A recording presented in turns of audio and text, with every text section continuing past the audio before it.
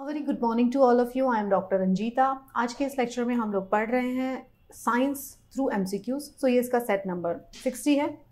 Let's start. अगर आपका कोई स्पेसिफिक सवाल है तो आप मुझे इस ईमेल एड्रेस पर मेल कर सकते हैं।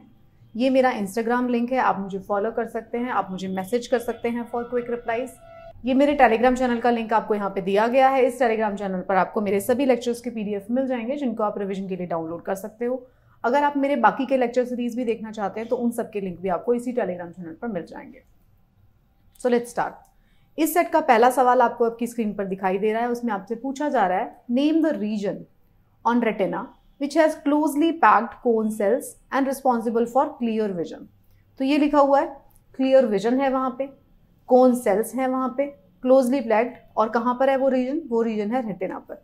तो उस रीजन को रेटिना पर जहाँ पे क्लोजली पैक्ड कोन सेल्स है जो कि हमारे को क्लियर विजन देखने में मदद करती हैं, उस जोन का नाम बताइए। तो उसको हम ब्लाइंड स्पॉट कहते हैं, या हम उसको फोविया कहते हैं, या हम उसको स्क्लीरा कहते हैं, या नन ऑफ द अबव कहते हैं। तो this is a very very easy question. I hope 100% लोगों को इसका आंसर मालूम होगा। तो बहुत इजी सवाल है, पहला सवाल जिसकी शुरुआत हम एक बहुत इजी सवाल से कर रहे हैं। तो NCERT का सवाल है। जब हम आई का स्ट्रक्चर पढ़ रहे थे तो हमने काफ़ी डिटेल में बात किया था आई के स्ट्रक्चर के बारे में। तो इसका जवाब बताइए आप। तो इसका जवाब बिल्कुल सही, फोविया इसका सही जवाब है। तो फोविया क्या होता है? तो अगर हम बात करते हैं तो फोविया क्या होता है? सेंट्रलिस, फोविया सेंट्रलिस इसको बोला जाता है। अगर हम एग्जैक्ट नेम की बात करते हैं तो ये क्या है? ये स्मॉल सेंट्रल पिट है composed of closely packed cells. Cones जो होते हैं आई में उसमें पैक्ड होते हैं। तो अगर जब हमने आई का स्ट्रक्चर देखा था, और यहाँ पे नहीं दिया गया आई का स्ट्रक्चर, लेकिन अगर आप मेरी NCERT सीरीज में जाके देखेंगे तो आपको आई का स्ट्रक्चर मिलेगा। क्लास 8 या 9 में हमने देखा है इसको, क्लास 11 में फिर से रिपीट करते हैं हम। तो हम उसमें आप देखेंगे तो वहाँ पे अगर स्क्लीरा का जो रेटिना का जो स्ट्रक्चर रहेगा वहाँ पे आपको देखने को मिलेगा फोविया सेंट्रलिस। तो fovea is responsible for sharp central vision, sharp clear vision के लिए। सेंट्रल नहीं आएगा यहाँ पे, क्लियर आएगा। शार्प क्लियर विजन जो है उसके लिए रिस्पॉन्सिबल है, which is necessary in human for activities. और अगर हम बात करते हैं ब्लाइंड स्पॉट की, तो ब्लाइंड स्पॉट कौन सा रीजन होता है? ब्लाइंड स्पॉट वो रीजन होता है जहाँ पे ऑप्टिक नर्व जो है आके अटैच होती है। तो ऑप्टिक नर्व जहाँ पे आके अटैच होती है तो वहाँ पे कोई भी सेल नहीं होंगे, क्योंकि वहाँ पे कौन है? वहाँ पे ऑप्टिक नर्व की अटैचमेंट है, तो कोई भी वहाँ पे कौन सा रॉड्स मौजूद नहीं है। तो इस वजह से उस स्पॉट को जहाँ पे ऑप्टिक नर्व आके अटैच होती है उसे हम ब्लाइंड स्पॉट कहते हैं। स्क्लीरा जो होती है वो एक और लेयर होती है ह्यूमन आई में। तो फोविया आप जान गए हैं, फोविया क्या होता है। अगर आप ब्लाइंड स्पॉट है वो आप जानते हैं, और स्क्लीरा जो है वो आप जानते हैं। तो आसान सवाल from NCERT। Again you can see these kind of questions in your exam. अगला जो सवाल है उसमें आपसे पूछा जा रहा है, कंसिडर द स्टेटमेंट। आपको ये स्टेटमेंट्स कंसिडर करने हैं। पहला है 4 चेम्बर्ड हार्ट, 4 चेम्बर्ड हार्ट है, पोइकिलियोथर्मस है, ड्राई एंड कॉर्निफाइड स्किन है। ये 3 चीजें आपको दी गई हैं, 4 chambered heart, poikilotherm and dry and cornified skin. तो कौन सा ये ऑर्गेनिज्म है जिसको ये डिस्क्राइब किए जा रहे हैं? ये किस ऑर्गेनिज्म के फीचर्स हैं? ये क्रोकोडाइल के फीचर हैं, ये कैमेलियन के फीचर हैं, ये स्नेक कोबरा के फीचर हैं, या ये सैलमेंडर के फीचर हैं? बताएं। तो क्रोकोडाइल है, वो कैमेलियन है, वो स्नेक है, कोबरा, या फिर सैलमेंडर। किसके फीचर हैं कि जिसका 4 चेम्बर्ड हार्ट होता है, पोकिलियोथर्मस है, वो ड्राई और कॉर्निफाइड उसकी स्किन है? बताएं। काफी सारे लोग इसको तुक्का लेके, मतलब इसको गैस वर्क करके जो है इसका सही जवाब देंगे। वो भी अच्छी बात है, गैस वर्क से भी आप सही जवाब दे सकते हो कभी कभी, बट वो 100% ट्रू नहीं होता। तो अगर आप इसमें गैस वर्क भी लेते हैं तो भी आप में से बहुत सारे लोग इसका सही जवाब दे रहे हैं। तो यस, इसका आंसर है क्रोकोडाइल। क्रोकोडाइल एक एक्सेप्शनल एम्फीबियन है जिसका 4 चेम्बर्ड हार्ट होता है। अदरवाइज एम्फीबियंस का 4 चेम्बर्ड हार्ट नहीं होता। हायर ऑर्गेनिज्म में ही आपको 4 चेम्बर्ड हार्ट देखने को मिलेगा, जिसमें कि मैमल्स आते हैं और बर्ड्स आते हैं। क्रोकोडाइल के बारे में अगर हम बात करते हैं तो क्रोकोडाइल एक रेप्टाइल है, रेप्टिलिया क्लास से बिलोंग करता है। ये जो एनिमल है इसकी ड्राई कॉर्निफाइड स्किन होती है, इसके ऊपर स्केल्स होते हैं, इसके एक्सटर्नल एयर्स एब्सेंट होते हैं, और ये जो होते हैं पोकिलियोथर्म्स होते हैं। पोकिलियोथर्म्स का मतलब क्या है? इसका मतलब ये है कि they are cold blooded animals जो कि अपना मेंटेन नहीं कर सकते बॉडी टेम्परेचर को। And this is the reason why most reptiles can be seen basking in the sun. मतलब आप देखेंगे कि क्रोकोडाइल्स क्या करते हैं, सन में आके लेटे रहते हैं, क्योंकि ताकि उनका बॉडी का टेम्परेचर, उनको हीट मिल जाए सन से। तो ये पोकिलियोथर्म्स हैं एक तरीके के। यूजुअली रेप्टाइल्स का 3 चेम्बर्ड हार्ट होता है, लेकिन क्रोकोडाइल एक एक्सेप्शन है। जो रेप्टाइल्स होते हैं बाकी के उनका 3 चैम्बर्ड हार्ट होता है, लेकिन जो हायर ऑर्गेनिजम्स होते हैं जो मैमल्स और बर्ड्स आएंगे उसके अंदर 4 चैम्बर्ड होता है। क्रोकोडाइल उसमें से एक एक्सेप्शन है। So this was the answer. आसान सवाल था ये। अगला जो सवाल आपकी स्क्रीन पर आपको दिखाई दे रहा है, name the eye defect which arise due to weakening of ciliary muscles and diminishing flexibility of eye lens. मतलब हमारी सिलियरी मसल्स जो है वो वीक हो गई हैं और फ्लेक्सिबिलिटी जो है आई बॉल की कम हो गई है। तो इस तरीके का सवाल जो है घुमा फिरा के हमने पहले वाले सेट्स में भी पूछा था, तो ये बहुत इंपॉर्टेंट सवाल है। आपको इस तरीके का सवाल जो है अपने एग्जाम में भी देखने को मिलता है, तो उसको हमने घुमा फिरा के काफी पहले भी डिस्कस किया है। तो इसके बारे में आप बताइए, मायोपिया कहते हैं, हाइपरमेट्रोपिया कहते हैं उस कंडीशन को, प्रेस बायोपिया कहते हैं, या स्नो ब्लाइंडनेस कहा जाता है इस तरीके की इलनेस को। बताएं इसका जवाब। तो ये भी जवाब जो है, इसका जवाब भी आसान है। आपने अगर जो भी लोग एनसीईआरटी सीरीज फॉलो करते हैं उनको इसका जवाब पता होगा। तो राइट आंसर इज प्रेस बायोपिया। तो प्रेस बायोपिया क्या होता है? प्रेस बायोपिया वो कंडीशन है जो कि ओल्ड एज में आपको देखने को मिलती है, जिसमें कि सिलियरी जो मसल्स होती हैं जो कि अटैच करती है आई बॉल को, वो मसल्स वीक हो जाती हैं और साथ में क्या हो जाता है, आई की फ्लेक्सिबिलिटी इसी वजह से कम हो जाती है। तो प्रेस बायो डिफेक्ट होता है एजिंग की वजह से of the body. Like all muscles in our body, ciliary muscles in the eye which help in adjusting the focal length of the lens in the eye gets weak. ठीक है, तो ये देखिए ये स्ट्रक्चर है। इसी में आप देख सकते हैं, यहाँ पे देखिए फोविया सेंट्रालिस, जिसको हमने क्वेश्चन नंबर 1 में डिस्कस किया था। फोविया सेंट्रालिस ये है जहाँ पे बहुत ज्यादा कोन्स मिलेंगी। ब्लाइंड स्पॉट कहाँ पर है? ये देखिए ऑप्टिक नर्व यहाँ पे आके अटैच हो रही है, तो ये ब्लाइंड स्पॉट होगा। ऑप्टिक नर्व अटैच हो रही है यहाँ से, राइट। तो इसमें आप देख सकते हैं स्क्लेरा क्या है, सबसे बाहर वाली जो कवरिंग है जो आपको दिखाई दे रही है, दैट इज द स्क्लेरा। तो इस तरीके से हमने क्वेश्चन 1 के लिए भी हमें आई का डायग्राम चाहिए था, उसको आप रिलेट कर सकते हैं। तो this is the answer. Okay, ये और एक्सप्लेनेशन दी गई है, इसको आप पढ़ सकते हैं। जो सिलियरी मसल्स होती हैं वो अपनी फ्लेक्सिबिलिटी लूज कर देती है विच इंक्रीजेज दिस इफेक्ट। तो इसकी वजह से क्या होता है, हमें नहीं दिखाई देता। स्नो ब्लाइंडनेस क्या होती है on the other hand? Cause by UV rays. Snow blindness जो एक एग्जांपल दिया हुआ था, तो स्नो ब्लाइंडनेस क्या होती है, जो एक ऑप्शन में दिया हुआ था, स्नो ब्लाइंडनेस होती है जब आप स्नो वाली जगह पे जाएंगे तो व्हाइट कलर की होती है स्नो, तो वो रिफ्लेक्ट करती है सन रेज को, तो यूवी रेज की वजह से हमको वहां पे स्नो में दिखाई नहीं देता। कॉर्निया का इन्फ्लेमेशन तक हो जाता है, ब्लाइंडनेस हो जाती है, टेम्पररी, परमानेंट भी हो सकती है। ओके, तो इसको हम स्नो ब्लाइंडनेस कहते हैं। बाकी मायोपिया, हाइपरमेट्रोपिया ये आप अच्छे से जानते हैं। अगला जो सवाल है हमारी स्क्रीन पर आपको दिखाई दे रहा है, इसमें आपसे पूछा जा रहा है according to Ohm's law. Ohm's law जो हमने पढ़ा था एनसीईआरटी में, if the wire of length L and cross section area A having resistance R is stretched to twice its length, मतलब 2L कर दिया उसकी length, then what will be the new resistance।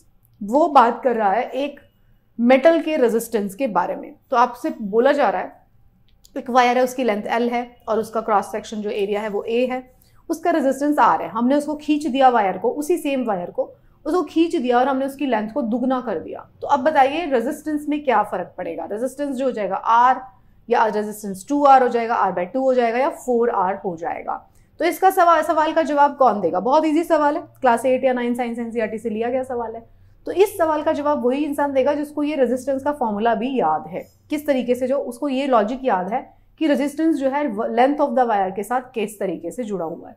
अगर length of the wire alter होती है तो resistance किस तरीके से ऑल्टर होता है। जिस किसी को ये बात पता है वो इसका जवाब दे सकता है। तो इसका जवाब जो है 4R है। किस तरीके से होता है? ओम्स लॉ अगर ये कहता है कि रेजिस्टेंस जो होता है ऑब्जेक्ट का जो होगा in this case depends in its wire depends on the 3 factors, resistivity के ऊपर, लेंथ के ऊपर और क्रॉस सेक्शन के ऊपर। Resistance is directly proportional to length, तो अगर लेंथ को बढ़ा दिया and resistivity inversely proportional to इस क्रॉस सेक्शन, तो R जो होगा PL/A हो जाता है। तो आप इस फॉर्मूला को देख सकते हैं। If we double the length that means 2L which in turn decrease the area by 2 means A/2 area हो गया और लेंथ डबल हो गया। तो क्या हो गया इससे? इस सब का इफेक्ट आएगा, R न्यू जो हो जाएगा 2NR ओरिजिनल हो जाएगा। अगर आप इस फॉर्मूला को देखेंगे तो डबल हो जाएगा रेजिस्टेंस। जैसे ही आपने लेंथ को डबल किया, क्योंकि उसका क्रॉस सेक्शन भी रिड्यूस हो गया, तो दोनों का अगर आप फॉर्मूला में पुट करेंगे तो यू कैन फाइंड आउट कि रेजिस्टेंस जो है 4L हो जाएगा। न्यूमेरिकल क्वेश्चन है फ्रॉम क्लास 10 एनसीईआरटी, पहले भी पढ़ा है हमने ओम्स लॉ। ठीक है, अगला जो सवाल है वो आपकी स्क्रीन पर आपको नजर आ रहा है। इसमें आपसे पूछा जा रहा है which of the following is a great food and medicine packaging material. कौन सा ऐसा मटेरियल है जिसमें हम फूड को और मेडिसिन को रैप करते हैं, which is also a good conductor of electricity, very light, strong, best heat conducting material and is made up of allotrope of carbon. तो एक इसमें से एलिमेंट है, मटेरियल है, जिसके बारे में सारे प्रॉपर्टीज लिखे हुए हैं।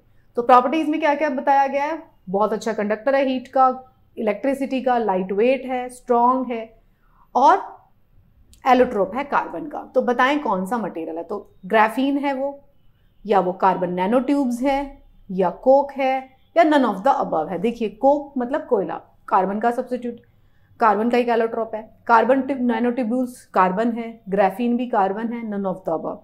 बताएं इसका सही जवाब क्या है? कौन सा इसमें से ऐसा एलिमेंट है, या कोई भी नहीं है इसमें से ऐसा एलिमेंट जो कि ये सारे काम कर सकता है? तो इसका सही जवाब जो है वो ग्राफीन। ग्राफीन कैसे है इसका सही जवाब? बहुत देखिए, ग्राफीन जो होता है वो एक, ग्राफीन क्या है? Very light and very strong material होता है which is made up of graphite. जो ग्रेफाइट की कॉम्पोजिशन होती है उसी की कॉम्पोजिशन को थोड़ा सा मॉडिफाई अगर हम करते हैं तो ग्राफीन मिलता है हमको, which is a allotrope of carbon. Graphene is a single atomic level thick sheet. अगर आप ग्रेफाइट को भी देखेंगे तो बहुत सारे एटम्स जो होते हैं उसमें हेक्सागोनल फॉर्म में जुड़े होते हैं, शीट के फॉर्म में, तो which are actually present in graphite but are actually stacked on one another. तो ये भी ग्राफीन की कॉम्पोजिशन जो होती है, ग्राफीन का जो स्ट्रक्चर भी होता है वो भी काफी हद तक मिलता जुलता किससे होता है? ग्रेफाइट से मिलता जुलता होता है। तो ये ग्राफीन है, ये देखिए ये ग्राफीन का स्ट्रक्चर बना दिया गया, लेयर्स ऑफ ग्राफीन। तो ये जो ग्राफीन होता है ये बहुत अच्छा हीट भी कंडक्ट करता है, इलेक्ट्रिसिटी भी कंडक्ट करता है, लाइट वेट होता है और बहुत ज़्यादा स्ट्रॉन्ग होता है। तो इसलिए इसको मेडिसिन को पैक करने के लिए, खाने को पैक करने के लिए इस तरीके से पैकेजिंग मटेरियल के रूप में भी यूज किया जाता है।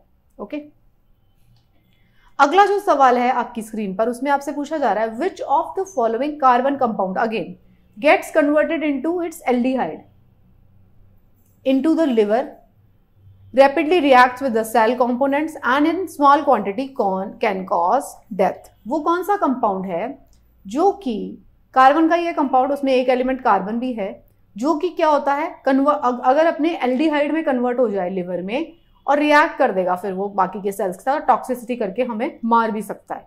तो वो इथेनॉल है, मिथेनॉल है, इथेनोइक एसिड है या हेक्सेनल है। देखिए एल्डिहाइड में कन्वर्जन होना है उसका, ये भी अल्कोहल में मिथेनॉल ऑल लगा हुआ है, मिथेनॉल इथेनॉल कौन है बताएं इसमें? ये जो है हमने इसके बारे में एनसीईआरटी में पढ़ा था, जब हम केमिस्ट्री वाला चैप्टर पढ़ रहे थे तब मैंने आपको बताया था। तो बताएं इसका सही जवाब है मिथेनॉल। तो मिथेनॉल जो होता है वो कन्वर्ट हो जाता है, मिथेनॉल जो होता है हाईली पॉइजनस अल्कोहल है which in small quantity can cause death. ये मिथेनॉल जो होता है वो डेथ कैसे कॉज करता है? मिथेनॉल का डेथ कॉज करने का कारण ही ये है कि मिथेनॉल क्या करेगा, स्मॉल क्वांटिटीज में भी अगर हम लेते हैं तो क्या करेगा, बॉडी में इसका कन्वर्जन हो जाता है, oxides gets oxidized into methanal, methanal बन जाता है, मिथेनल जिसको हम फॉर्मल्डिहाइड भी कहते हैं। तो इसका कन्वर्जन हो जाता है ना मिथेनॉल का मिथेनल में हमारी बॉडी के अंदर, जो एक फॉर्मल्डिहाइड है जो कि हमारे लिए, जो हमारी सेल कॉम्पोनेंट से बहुत रैपिडली रिएक्ट करता है और जो पॉइजनस है। इट ऑल्सो कोगुलेट्स प्रोटोप्लाज्म, जो सेल का जो प्रोटोप्लाज्म होता है उसको भी कोगुलेट कर सकता है। So optic nerve causing blindness, it also affect the optic nerve causing blindness. तो इसका बड़ा पॉइजनस होता है ये। तो मिथेनॉल जो भी इसीलिए बोला जाता है मिथेनॉल की पॉइजनिंग हो जाती है, अगर अल्कोहल में मिक्सिंग होती है अगर, तो वो पॉइजनिंग कॉज कर सकता है, राइट। अगर नेक्स्ट सवाल की हम बात करते हैं, नेक्स्ट जो सवाल है वो 2019 में पूछा गया है, यूपीएससी एग्जाम में, सिविल सर्विसेज प्री में पूछा गया एग्जाम है। तो इसमें पूछा जा रहा है, सवाल में आपसे पूछा गया है in the context of which one of the following are the term pyrolysis and plasma gasification are mentioned. दो टर्म्स इसमें आपको दी गई हैं, पायरोलाइसिस एंड दूसरी टर्म दिया गई है प्लाज्मा गैसिफिकेशन। कि किस चीज से रिलेटेड है पायरोलाइसिस एंड प्लाज्मा गैसिफिकेशन? देखिए यूपीएससी को इस तरीके के सवाल बहुत पसंद है, वो हर साल एक ना एक सवाल, एक दो सवाल ऐसे डालती है जिसमें कि वो कुछ टर्म दे देगी और पूछेगी कि भाई इसका मतलब क्या है, एक्सप्लेन करो। और वो जो टर्म होगी वो बहुत ही एडवांस साइंस एंड टेक्नोलॉजी से जुड़ा हुआ टर्म होगा, राइट। तो ये जरूर पूछा जाता है। तो दो अब इसमें टर्म दे दी गई है, पायरोलाइसिस दिया गया है और प्लाज्मा गैसिफिकेशन दिया गया है। तो किससे जुड़ा हुआ है? तो पहला दिया हुआ है extraction of rare earth element से जुड़ा हुआ है, दूसरा है नेचुरल गैस एक्सट्रैक्शन टेक्नोलॉजी, तीसरा है हाइड्रोजन फ्यूल बेस्ड ऑटोमोबाइल और फोर्थ है waste to energy technology. Waste to energy मतलब वेस्ट से एनर्जी जनरेट कर रहे हैं, उस टेक्नोलॉजी में यूज हो रहा है। तो बताएं किस तरीके की टेक्नोलॉजी में इसका यूज हो सकता है? बताएं इसका सही जवाब क्या होगा, सोचिए क्या हो सकता है। तो इसका सही जवाब 4 है, वेस्ट टू एनर्जी टेक्नोलॉजी। मतलब those two processes are use to convert biomass जो होता है उसको हम पायरोलाइसिस करते हैं, उसका पायरोलाइसिस किया जाता है into energy. The word pyrolysis का मतलब lysis, break, usually means breaking down and prefix pyro means fire. तो pyrolysis is the process by which material is decompose thermally at very high temperature. बहुत high temperature पे उसको material को decompose किया जाता है इनर्ट एटमॉस्फेयर में। It will involve the changes of chemical composition. Plasma gasification क्या होती है? Plasma gasification an extreme thermal process which uses plasma that converts organic matter into fuel. मतलब जो भी आपका ऑर्गेनिक मैटर होगा उसको फ्यूल में कन्वर्ट किया जा रहा है, उसको बहुत ज़्यादा हीट दी जा रही है जिससे कि वो डीकम्पोज हो रहा है। तो इससे क्या होता है, जो भी बहुत सारा वेस्ट मटेरियल है उसको जला के, मतलब उसको हीट दे के, एक तो उसको रिड्यूस किया जा रहा है साइज में, दूसरा इन रिटर्न क्या हो रहा है, उससे हमें एनर्जी प्रोड्यूस हो रही है। तो वेस्ट टू एनर्जी जो प्रोसेस है उसके अंदर यूज किया जा रहा है plasma gasification and pyrolysis. This process produces zero waste and produces renewable fuel. तो ये फ्यूल हमें प्रोवाइड करता है, जीरो इसकी वेस्टेज आती है। अगला जो सवाल है वो आपसे पूछा जा रहा है, ये भी आपको जो सवाल है सिविल सर्विसेज प्री एग्जाम 2019 में पूछा गया था। तो इसमें पूछा गया in the context of which of the following do some scientist suggest the use of cirrus cloud thinning technique and injection of sulphate aerosol into stratosphere. बड़ा अच्छा सवाल। देखिए इस सवाल में आपसे पूछा जा रहा है जो ऊपर हमारे बादल होते हैं, जो सिरस टाइप के क्लाउड्स होते हैं, उनकी थिनिंग की टेक्निक को यूज किया जा रहा है, उनको पतला किया जा रहा है और इंजेक्शन लगाया जा रहा है sulphate aerosol in the stratosphere. Stratosphere में सल्फेट एरोसोल्स के इंजेक्ट किया जा रहा है। ये दो काम किए जा रहे हैं, सिरस क्लाउड की थिनिंग और सल्फेट एरोसोल्स की स्ट्रेटोस्फीयर में इंजेक्शन। कि क्यों किया जा रहा है ये पूछा है। Creating the artificial rains in some region, कुछ जगह पे बारिश करने के लिए। Reducing the frequency and intensity of tropical cyclone. Reducing the adverse effect of solar wind on earth and reducing the global warming. तो चार चीजें इसमें आपको बताई गई हैं। आपसे पूछा जा रहा है वो टेक्निक जिसमें सिरस क्लाउड को हम पतला कर रहे हैं, दूसरा स्ट्रेटोस्फीयर में जाके, नॉट ट्रोपोस्फीयर, स्ट्रेटोस्फीयर में जाके हम सल्फेट वाले जो एरोसोल है उसको डाल रहे हैं। ये हम क्यों कर रहे हैं, किस लिए कर रहे हैं हम? क्या ये बारिश आ जाए इसलिए कर रहे हैं? क्या इससे क्या होगा, ट्रॉपिकल साइक्लोन्स की इंटेंसिटी कम हो जाएगी? क्या इससे reduce adverse effect of solar wind on the earth, या फिर रिड्यूस द ग्लोबल वार्मिंग? तो ये क्या कर रहा है बताएं। देखिए कुछ बहुत सारे लोग इसको कंफ्यूज कर रहे होंगे फर्स्ट ऑप्शन से, creating the artificial rains in some region. Artificial rains जो है देने के लिए हमें क्या करना पड़ता है, कंडेंसेशन न्यूक्लियाई डालनी पड़ती है। तो बहुत सारे लोगों को उससे कन्फ्यूजन हो रहा होगा, बहुत जायज़ है कन्फ्यूज होना। ये भी करते हैं हम, बट वो सिरस क्लाउड में नहीं डालते, बाकी क्लाउड्स में हम क्या करते हैं, स्प्रिंकल करते हैं ऊपर जाकर, और ताकि उससे कंडेंसेशन न्यूक्लियाई बन जाए। तो ये उसका जवाब नहीं है। कंडेंसेशन न्यूक्लियाई डालते हैं, इसके अंदर सॉल्ट डाला जाता है, अलग अलग तरीके के केमिकल्स यूज किए जाते हैं, लेकिन ये नहीं है इसका जवाब। Intensity and frequency of tropical cyclone का इससे कोई लेना देना नहीं है। ट्रॉपिकल साइक्लोन अगर आप जानते हैं किस तरीके से बनते हैं, वो उस जगह पे बनते हैं जब टेम्परेचर जो है थोड़ा बढ़ जाता है और वाटर बॉडीज के ऊपर बनना शुरू होते हैं, गोल गोल घूमते हैं, उसके अंदर कोरियोलिस फोर्स का इफेक्ट भी आता है। इससे इसका क्या लेना देना होगा, नहीं है लेना देना। फिर बात बचते हैं दो, सोलर विंड का इफेक्ट कम करने के लिए या ग्लोबल वार्मिंग रिड्यूस करने के लिए। तो इसका सही जवाब है ग्लोबल वार्मिंग को रिड्यूस करने के लिए। कैसे कर रहे हैं, अब आप देखिए वार्म क्यों होता है हमारा एटमॉस्फेयर। हमारा एटमॉस्फेयर इसलिए वार्म होता है क्योंकि हमारी अर्थ इसलिए वार्म हो रही है क्योंकि जो ऊपर बादल हैं वो हमारी आउटगोइंग टेरेस्ट्रियल रेडिएशन, जो कि लॉन्ग वेव रेडिएशन होती है, उसको जाने नहीं देते, उसको ट्रैप कर लेते हैं।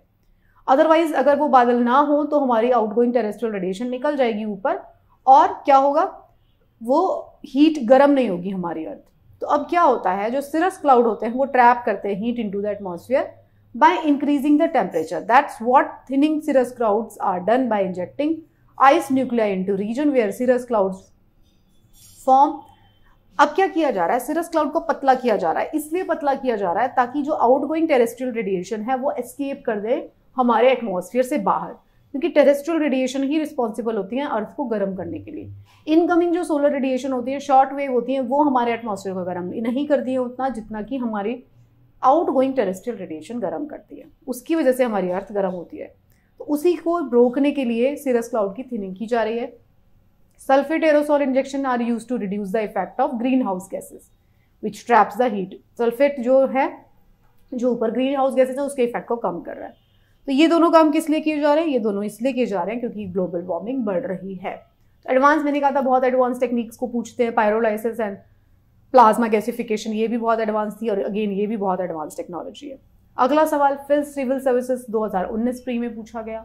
इसमें आपसे पूछा जा रहा है why is there a great concern about the micro beads that are released into atmosphere. हमारे एटमॉस्फेयर में छोटे छोटे माइक्रो बीड्स को लेके हम बहुत ज़्यादा कंसर्न है, वो हमारे एटमॉस्फेयर में जा रहे हैं, एनवायरमेंट में जा रहे हैं, क्या कर रहे हैं ये माइक्रो बीड्स होते क्या हैं, क्या कर रहे हैं। तो पहली बात तो आप ये समझ लीजिए माइक्रो बीड्स होते हैं बहुत ही छोटे छोटे पॉलीमर के पार्टिकल्स। वो किसी चीज़ में भी हो सकते हैं, वो डिटर्जेंट में भी होते हैं, वो अलग अलग तरीके के केमिकल्स में भी हो सकते हैं जो हम वाइडली यूज़ कर रहे हैं। छोटे छोटे पार्टिकल इतने छोटे होते हैं कि वो ऑर्गेनिजम्स एक मतलब पानी के थ्रू ऑर्गेनिजम्स इनटेक कर लेते हैं, उनके अंदर स्टे करते हैं, अगर हम खाएंगे तो हमारे अंदर भी आ जाएंगे। So they are considered harmful to marine ecosystem, they are considered to cause skin cancer in children, they are small enough to be absorbed by crop plants and irrigated fields, they are often found to be used as a food adulterants। ये सारी चीजें इसमें बताई गई हैं। तो बताएं कौन सा इसमें से सही है। क्या ये स्किन कैंसर कर सकते हैं? they are small enough to be absorbed by crop plants and irrigated fields, they are often found to be used as food adulterants। तो इसका जवाब मैंने आपको बता ही दिया। वैसे फर्स्ट इसका is the right answer. Marine ecosystem में ये काफ़ी ज़्यादा खतरनाक है क्योंकि ये पानी में मिक्स हो रहे हैं, हमारे जो सूएज सिस्टम के थ्रू जा रहे हैं पानी में और पानी में मिक्स हो जा रहे हैं। तो microbeads are small solid manufactured plastic particles हैं ये that are less than 5 mm and do not degrade और डिजॉल्व इन वाटर। तो ये क्या करते हैं, ये हमारे पानी में मिक्स हो जाते हैं। पानी में मिक्स हो जाते हैं तो जितने भी ऑर्गेनिजम्स हैं जो पानी में रहते हैं, मछलियाँ वगैरह, वो उनको खा लेते हैं। अगर उनको हम लेटर ऑन उसके अंदर जो है मरीन इकोसिस्टम के अंदर, वो उनको बहुत ज़्यादा हार्मफुल हो सकते हैं। तो microbeads are used as a ingredient in these products for variety of purpose। उनकी शेल्फ लाइफ बहुत ज़्यादा होती है। Microbeads are not captured by most water treatment system. इसमें भी वेस्ट वाटर का जो ट्रीटमेंट करते हैं उसमें भी कैप्चर नहीं होते, उसको भी ब्रेक करके उससे भी आगे चले जाते हैं। तो ये मरीन लाइफ को बहुत ज़्यादा नुकसान पहुंचा रहे हैं और अल्टीमेटली इन्वायरमेंट और ह्यूमन हेल्थ को भी नुकसान पहुंचाएंगे। राइट, आप इसको रीड कर सकते हैं। ये इनकी जो कॉम्पोजिशन और ability to absorb toxin and potential to transfer up the marine food chain. तो ये फूड चेन में भी ट्रांसफर हो सकते हैं। अगर वो जो मरीन जो ऑर्गेनिजम्स हैं जिन्होंने इनको खाया है, अगर हम भी उनको खाते हैं तो हमारे अंदर भी ट्रांसफर हो सकते हैं। आखिरी सवाल जो है इस सेट का, इसमें आपसे पूछा जा रहा है why are dew drops not formed on cloudy night. ये भी 2019 में सिविल सर्विसेज एग्जाम में पूछा गया था। तो ड्यू ड्रॉप्स जो होती हैं वो क्लाउडी नाइट्स में नहीं बनती हैं। ज्योग्राफी का भी सवाल है और साइंस का सवाल तो है ही। तो क्या कारण है बताएं। तो clouds absorb the radiation releasing from the earth's surface, clouds reflect back the earth radiation, the earth's surface would have low temperature on cloudy nights, the clouds deflect the blowing wind in the ground level। बताएं इसमें से क्या कारण है कि due drops not formed on a cloudy night. Cloudy night जब होती है तो ड्यू ड्रॉप्स नहीं बनेंगे, बताइए ऐसा क्यों हो रहा है। तो देखिए क्लाउड जो होते हैं absorb the radiation release from earth surface. क्या वो अर्थ से जो निकल रही है रेडिएशन उनको एब्जॉर्ब करते हैं? नो, एब्जॉर्ब नहीं करते वो उनको। क्लाउड्स उन्हें एब्जॉर्ब नहीं करते हैं, क्लाउड्स उनको रिफ्लेक्ट बैक करते हैं। मैंने अभी थोड़ी देर पहले डिस्कस किया था, जो टेरेस्ट्रियल रेडिएशन है उसको रिफ्लेक्ट बैक करते हैं क्लाउड्स। इसी वजह से हमारी अर्थ का एटमॉस्फेयर गर्म हो जाता है, क्योंकि क्लाउडी नाइट होगी तो क्लाउड्स होंगे रिफ्लेक्ट बैक कर रहे होंगे। इसकी वजह से क्या होगा, टेम्परेचर वुड राइज। ये थर्ड स्टेटमेंट गलत है। Temperature would rise in the cloudy nights.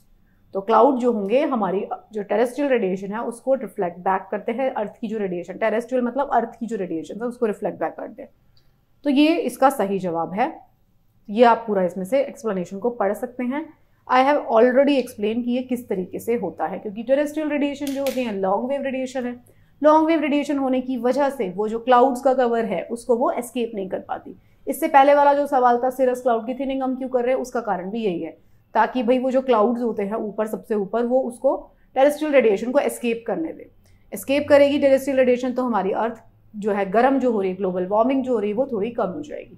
Right, so that's it. ये सेट के कुछ सवाल थे। आई होप आपको ये सवाल सॉल्व करके मज़ा आया होगा। काफ़ी इंटरेस्टिंग सवाल थे कुछ और आई होप आपकी बहुत सारी इसमें अंडरस्टैंडिंग भी हुई होगी। So thank you so much. पढ़ते रहें and best of luck for your preparation।